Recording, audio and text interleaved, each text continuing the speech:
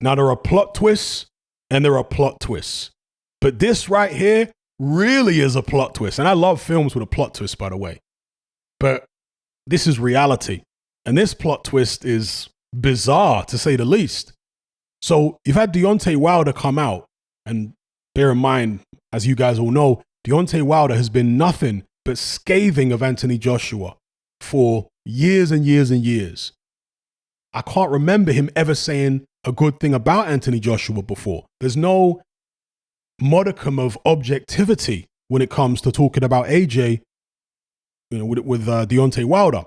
When Wilder talks about AJ, it's always some crazy, extremely biased opinion.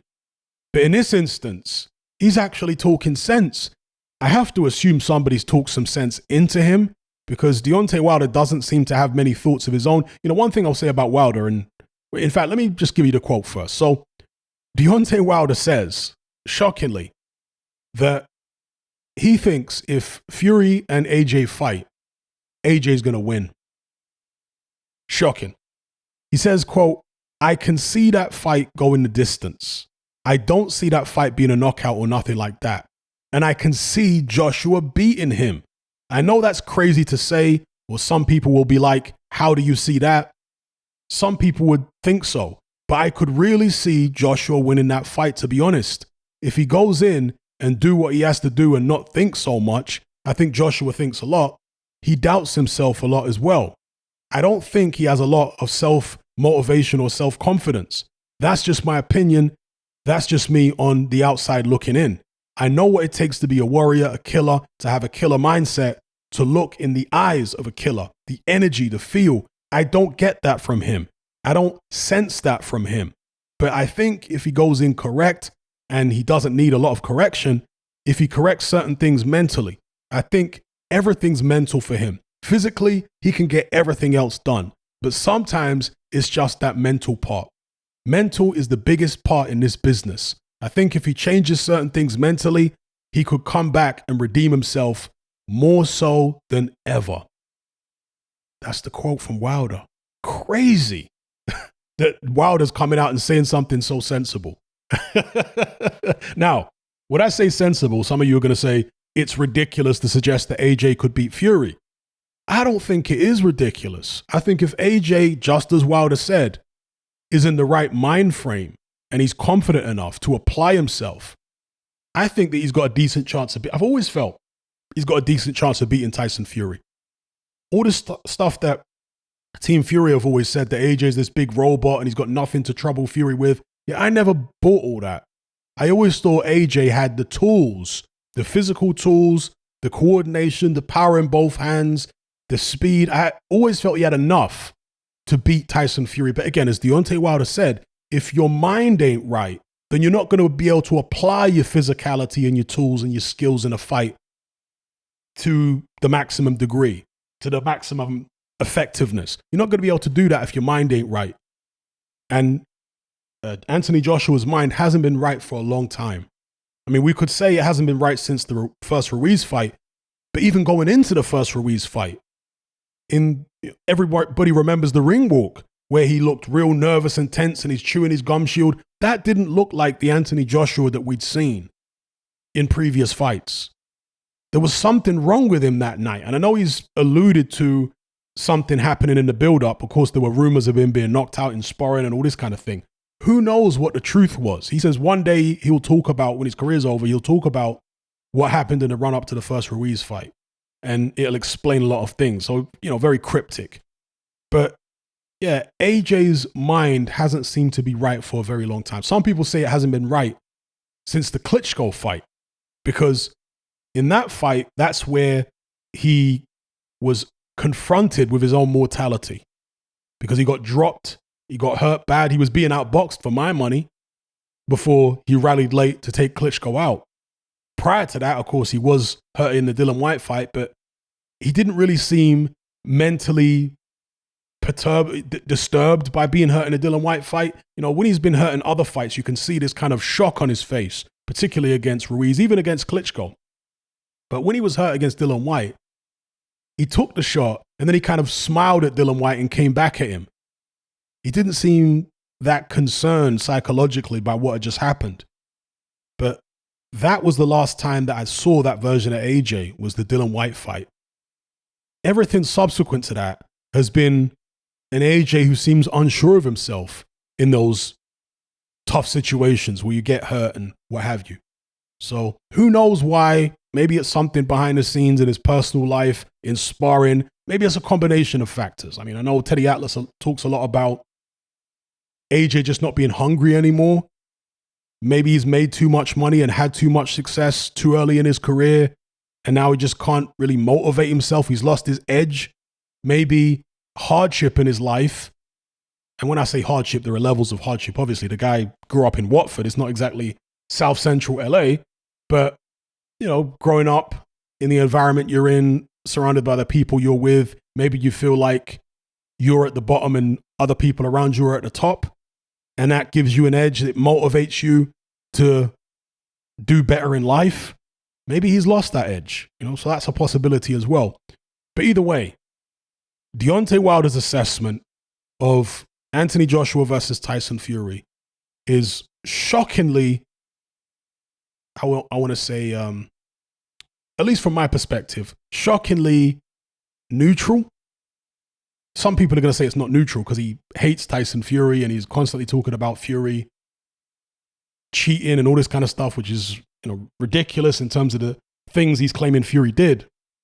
So some people are going to take issue with him being neutral or whatever, or objective. That's the word I was really looking for. But again, from my perspective, just looking at it on a boxing level, I think that that is a fair assessment of Anthony Joshua versus Tyson Fury. It's my opinion. And ultimately, we won't know unless the two guys get in the ring. But yeah, I've always felt as though AJ has plenty of tools and ability to trouble Tyson Fury. I think people really underrate AJ's balance, his hand speed for a big man, his excellent coordination. This is a very well-coordinated big man.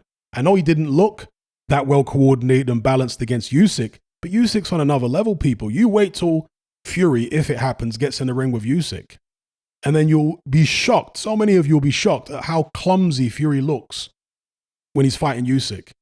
I don't think people realize the levels, you know, that Usyk is at in terms of coordination and head movement and all that kind of thing. He's levels above Fury in that department, just because of, you know, he's so much smaller. Smaller people generally tend to be better coordinated than big people, generally, right? And so, yeah, I think people will be surprised by that. I think he'll look more clumsy against Usyk than AJ did. I think AJ actually has better balance than Tyson Fury, at least when he's in the middle of the ring, and or even when he's moving around. You know, you saw him moving around against Andy Ruiz in a rematch. I think he's got better balance. Tyson Fury is more fluid, for sure, than AJ. But I think AJ's got better balance. I think his punch quality overall is better. The way he delivers his shots and what have you. I think his ability to throw power shots at long range is better than Fury for the most part. Fury's right hand has improved, for sure. I mean, we saw that in the Dillian Whyte fight. He could throw that straight right hand as a 1-2 from long range. It was a nice uppercut to finish the fight. But still, AJ's power shots at long range, I think, are crisper, faster. I think they land cleaner, etc. Yeah? Fury, just go back a couple fights and look at him in both the second and third Deontay Wilder fights, but particularly the second fight. There were bludgeoning punches from Tyson Fury. They weren't like clean, crisp, snappy shots. The kind of shots that we've seen AJ land a lot in his career. They weren't them kind of shots. They were kind of clubbing, slightly, what's the word I'm looking for? Slightly incorrect clubbing shots that Tyson Fury was throwing. Same thing against Otto Wallin. Where were the snappy, clean, crisp power punch? He doesn't throw shots like that as well as AJ does. You know, the mid-range and close range, mid-range, well, any range really, power shots. They're not as crisp and fast as AJ's are. So again, I'm not saying that AJ necessarily beats Tyson Fury if AJ's mind is right and all this kind of thing. But I do think that's a tough fight for Tyson Fury. I don't buy all the stuff that his team is saying, oh, it's the easiest fight out there. Well, it may be the easiest fight out there if he fights AJ right now. AJ who's not confident, AJ who's coming off 2 losses. But I've always felt if AJ's mind is right, And it's a big if. We're here talking about if he gets his mind right, like it's an easy thing to do. If it was an easy thing to do, everybody would be doing it, right? And everybody isn't doing it. It's very hard to change your thought patterns. Most people find that excruciatingly difficult, and that's why most people never really change their lives in any kind of dramatic way, even if on some level they want to. Because changing the thought patterns can be very, very difficult. And you have to change your thought patterns. You have to change the way you think in order to change the trajectory of your life in most instances. So, I'm talking about if AJ gets his mind right. But then again, it's based on at least some performances we've seen from him in the past. Against Dillian Whyte, he appeared to have his mind right. And so I guess people like me are looking at that and saying, well, if he can just recapture the mentality he had then and bring it back, bring it to today, then maybe he can go in there and beat a Fury at some point. So anyway, just my take on Deontay Wilder's the plot twist that Deontay Wilder introduced here, actually saying something positive and realistic about Anthony Joshua. And also the thing he said at the end, he said, if AJ changes certain things mentally, he could come back and redeem himself more so than ever. So he's not just talking about beating Tyson Fury, but he's, I have to assume, talking about AJ just coming back and having a second run as heavyweight champion, or a third run it would be, as heavyweight champion. So again, very interesting. And just to close, as much as I've made fun of Deontay Wilder over the years, for people who are not as familiar with my content, I have to clarify my position on Deontay Wilder. Okay. One thing I've always said about the guy is that he's a good fighter. He's very dangerous, and he is an absolute warrior.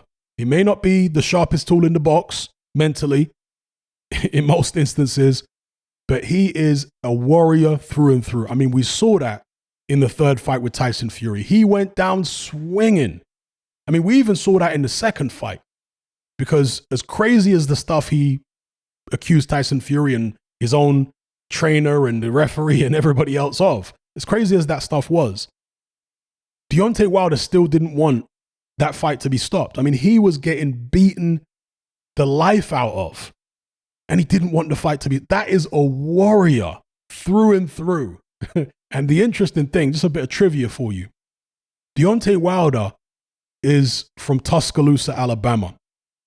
And the name Tuscaloosa was the name of a Native American chief and warrior who lived in that area. And it means, in that particular Native American language, the Black Warrior. That was the name of this particular Native American warrior chief. And he was said to be very tall as well, somewhere around 6'6" or 6'7", just like Wilder. It's synchronistic or coincident, I don't know how you want to describe it, that Tuscaloosa produces a world heavyweight champion who is what? A black warrior. Incredible. Anyway, let me know what you guys think in the comment section below.